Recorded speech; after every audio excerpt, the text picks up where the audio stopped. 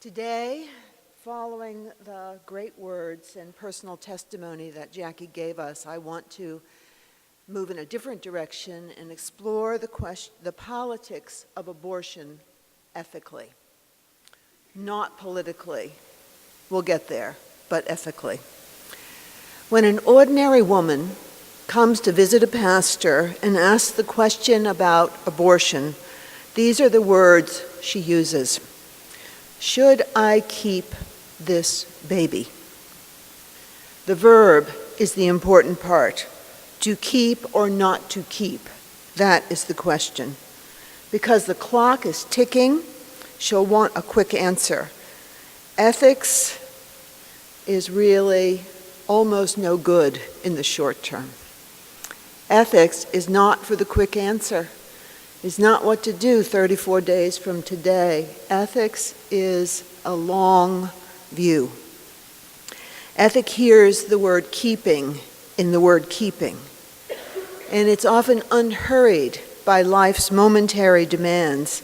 It puts its arms around the whole and the long and the consequential and the what's next and the what if. It goes to the yes and no and says, oh my God, it matters what I do here. So when we're talking about keeping a baby, we aren't talking about the delivery. We're talking about the days and the weeks and the months and the years of that baby's life. Now, those of us who have grown children, and that is an oxymoron if I have ever said one, know that we are still parents.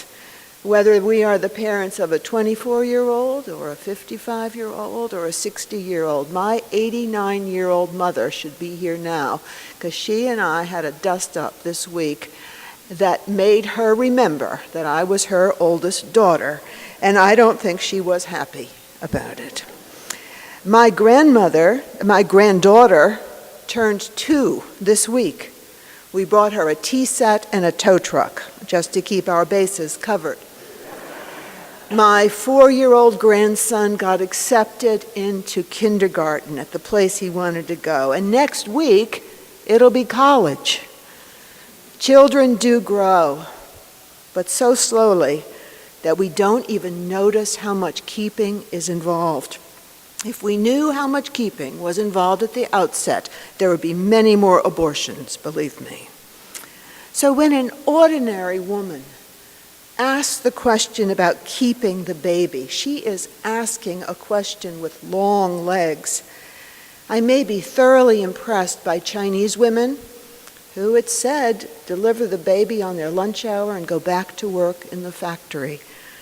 I had a midwife for my twins' birth who was also a medical missionary in Guatemala most of her life, and she swore that she delivered twins in fields all by herself without any of the high-tech equipment it took to get our twins out. She had a way of thinking about having a baby that you might say, along with the Chinese factory way, is lacking in the question about abortion. You see, if you're like me or Jackie or many of us in this highly first world country, you do have an option. Of course, you can have a baby under very interesting conditions, but you can't keep a baby well under every condition. And if you have the freedom to choose how to keep a baby well, why wouldn't you use it? What you can't do is what Ruth did for Naomi under all conditions. Ruth just didn't say she'd walk with Naomi. She said, I will walk with you, and your people will be my people, and your God will be my God. And when you die, I'll be there. That's what Ruth said to Naomi. Now that's called keeping. When you have grown children, there is a partnership that develops between you over time, that no matter what is said between you, you know that they're going to be there with you at the end in some way. Your people will be my people. Your college roommate will stay over. Your first wife will get a Christmas card, even when you're not speaking to her anymore. Keeping is what Wendell Berry meant when he had to leave his beloved farm. He mourned, using the language of keep. Quote, "I am no longer the keeper of what I was." He knew what it meant to keep a farm, and he knew he wouldn't be keeping the same farm again. There is meaning in keeping. Robert Frost also loved the word keep. In his new book of published letters, the reviewers noticed that the word keep keeps coming up again and again. Frost was also a keeper of farms, which are a lot like children in their need of constant keeping. Frost finally defined what he meant by keeping in one of the letters, and he said that keeping means strongly spent, and that strongly spent is synonymous with keeping. When you keep a child and go ahead with a birth, you agree to be strongly spent. You agree to spend down what you have. You would agree to walk with the child into adulthood and beyond. You become Ruth to the child's Naomi. So once we understand what it means to keep a child, which is not just birthing a child, we become free to assess the medical technology of abortion. Finally, it is nothing more or less than a medical technology. That's all it is. And you may or may not like this, but it's a lot like an appendectomy or a tonsillectomy. Forgive me if that offends you in some way. It does not offend me. It's about the decision to use a technology to keep or not to keep. The last thing the world needs is more unaccompanied minors, or Naomis or Ruths who have to trudge on alone. Whenever it is possible and however it is possible, it is important to plan parenthood and to prepare parents to be parents. That's the ethical nub of the question about the medical technology of abortion. Can you believe it? It's about children and how the task of the adult, whether she produces a biological child or not, the task of the adult is to protect the next generation. The harm done to divorced children is sometimes horrifying, not always, but sometimes it is. The harm done to children with only one parent is sometimes frightening, not always, but often. These are not necessary conditions. If anything, children need dozens of parents, mentors, teachers, coaches, the grand poobah in the Sunday school, Boy Scout leaders, and more.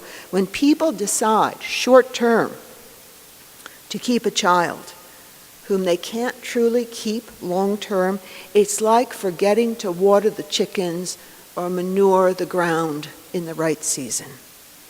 It is stingy and stupid and lacks virtue.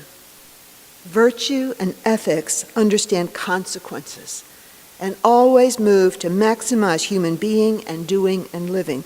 When you can live well, you should live well. When your circumstances are mitigated, as they are for many people, you should minimize the mitigations as well as you can. Frost also understood that some kind of losses were actually gains. He put it as the act of self-emptying, leaving you with one less detail or matter to be bothered by so that you could go on with your life empty and ready for what's next. Frost understood that the act of emptying is a holy one, and I agree, especially in the face of people who want to enforce fertilization instead of making choices about life. Now back to the politics of it. Listen to Albert Mohler, president of the Southern Baptist Theological Seminary in Louisville, Kentucky, and I want you to listen to what he says. Quote, a good many evangelicals hope to do far more than sow seeds of doubt about the morality of birth control. What we're really trying to do is to raise an alarm about the entire edifice of sexual morality today. Well, thank God they finally said what they were trying to do. Instead of keeping medical technology difficult to achieve, they are trying to raise an alarm about the entire edifice of sexual morality today. Imagine that. A sexual approach to technology. Because I can think, I prefer to base my argument for the virtue in sometimes choosing an abortion in the word to keep, and its beauty, and its maturity, and its common sense.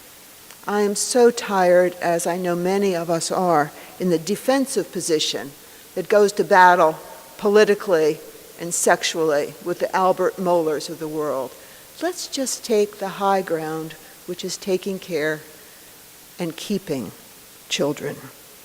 These are parenting questions, reproduction questions, not political questions. Robert Dahl, who just died, defined politics as the process that determines the authoritative allocation of values. I am willing to be political on behalf of parenting, but first I want to be ethical, and that means stating a positive value like keeping, and asking the anti-sex people to come to terms with the fiction that they are pro-life. They are not pro-life. They are against keeping. Dahl also said that the best society is one where multiple centers of power exist, such that no one can be authoritative over the others. We Protestants really need to come to terms with the anti-sex, anti-life, anti-choice, anti-keeping Christians who are a part of our own family, as well as requesting the Roman Catholics to knock off their theological imperialism. These political questions are important. They are important to the ordinary woman who asks the question about whether she should keep a child. And they are important to the child, and they are important to the woman, and they are important to the politics, but they are most important to the keeping. Amen.